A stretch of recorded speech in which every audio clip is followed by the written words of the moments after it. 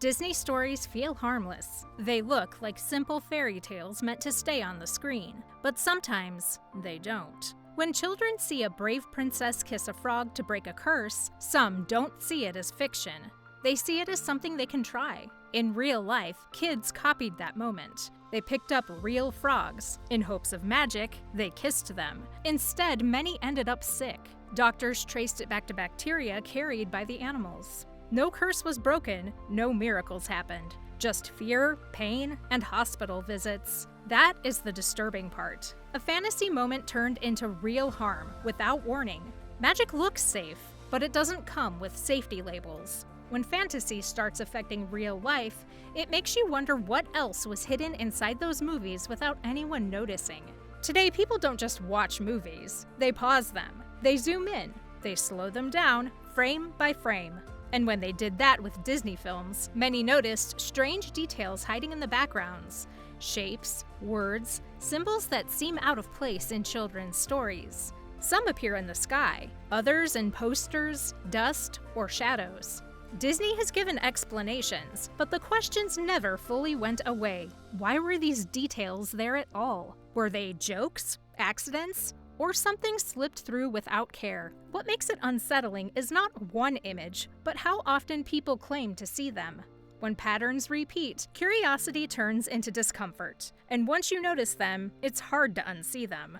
But not every disturbing detail is hidden in shadows or frames. Some are right in front of us and still ignored. She has a crown. She has a castle. The movie is even named after her, yet she is barely there. One famous princess appears for only a short time in her own story. She speaks very little. Large parts of the movie move on without her at all. Others decide her fate. Others drive the story forward. She sleeps. She waits. Then it ends. This isn't loud or shocking, it's quiet. And that's what makes it disturbing. A character meant to lead is pushed to the side, almost erased from her own tale. It raises an uncomfortable question. In stories meant for children, whose voices mattered most, and whose stories were treated as background noise? And while some characters are pushed aside quietly, others are used to pull our emotions exactly where Disney wants them.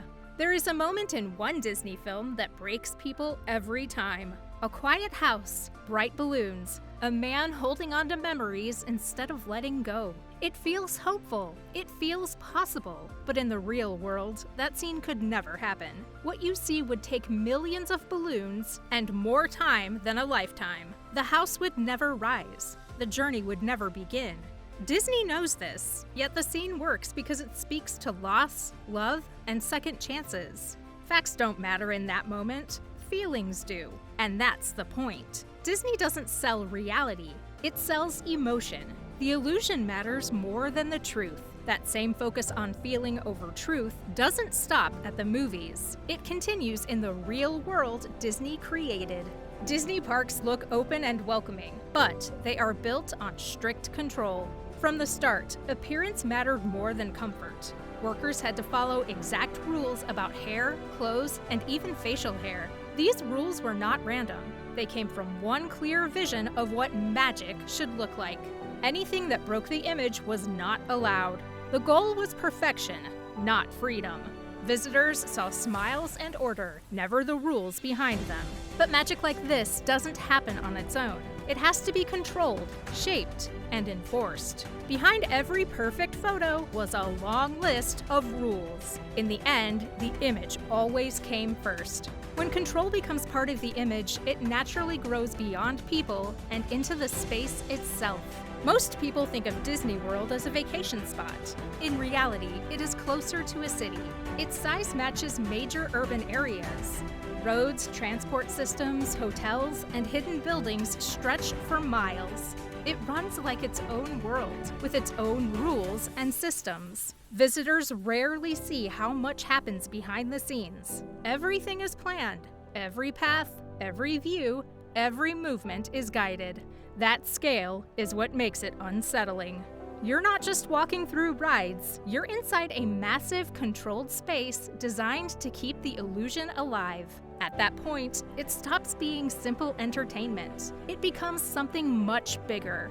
This isn't just a theme park, it's an empire.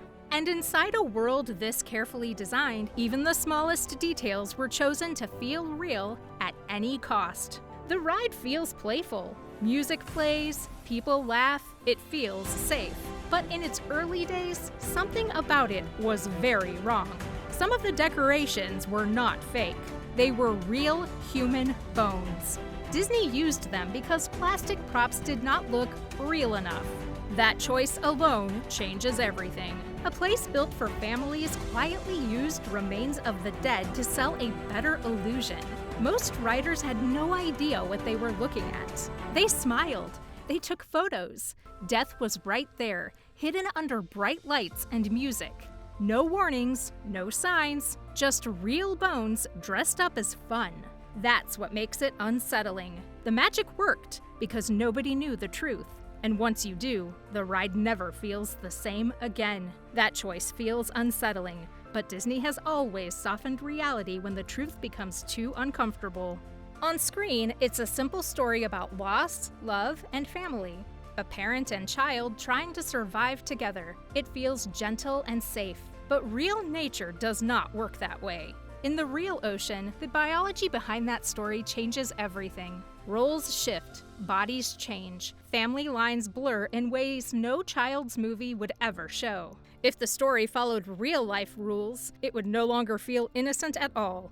Disney removes these facts on purpose. It softens the world to protect the viewer, and that contrast is disturbing.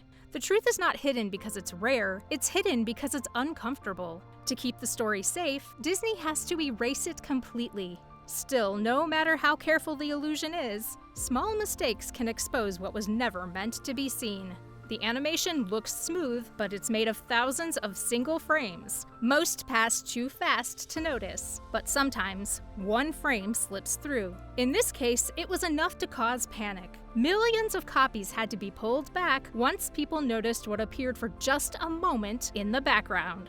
It was brief, but it mattered. That frame was never meant for children's eyes. The mistake broke trust. Parents expect care, especially from a company built on family values. This wasn't about how long it appeared, it was about the fact that it appeared at all. When something is made for kids, even 1 second counts. Even one frame is enough.